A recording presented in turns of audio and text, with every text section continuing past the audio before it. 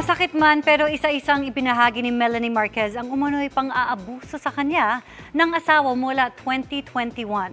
Umabot ito sa puntong na-abduct siya umano at ipinadala sa isang mental institution at drug rehab facility.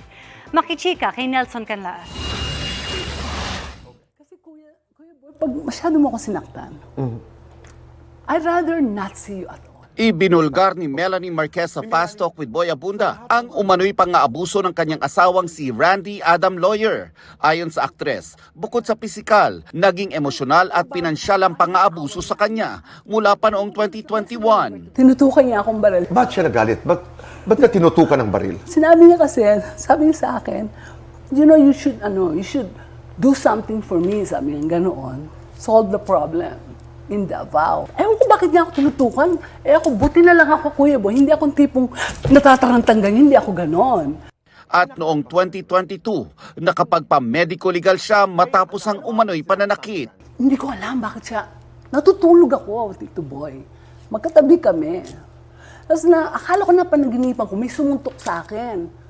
You know what I mean? Tapos, siya yung katabi ko. Sinipa ko siya para mahulog sa kama. Sabi ko, why did you punch me?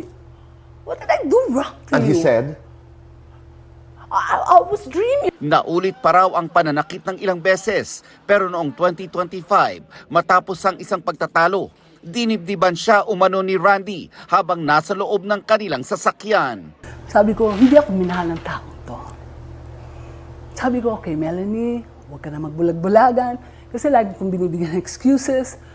Hindi ako minahal, pero siya, pag konting kibot, nandyan ako. you will file for divorce. Yes. I want to be happy. Sabi ko, I'm too old already. I'm 64. All I wanted is to have peace of mind. I deserve that. I want to be happy. I want to grow. I want to rise again because he pinned me down. Ikinwento rin ni Melanie ang umano'y pag-abduct sa kanya at ang pagdala sa kanya sa isang mental institution at isa umanong drug rehabilitation facility na tumagal ng 6 na buwan. Sinubukan naming hinga ng reaksyon ang isa sa mga anak ni Melanie na si sparkle artist Michelle D. Ngunit hindi mo na raw siya magpapaunlak ng panayam. Ngayong araw, sa pamamagitan ng isang opisyal na pahayag, inilabas ni lawyer ang kanyang panig. Ayon kay Attorney Jeco Bello, mariing itinatanggi ng kanyang kliyente ang mga aligasyon ni Melanie. Madalas daw ang mga pag-aakusa ni Melanie pero pawang walang basihan. Harassment daw ito na pinagdaraanan ng kanilang kliyente dahil sa anilay defamation mula kay Melanie.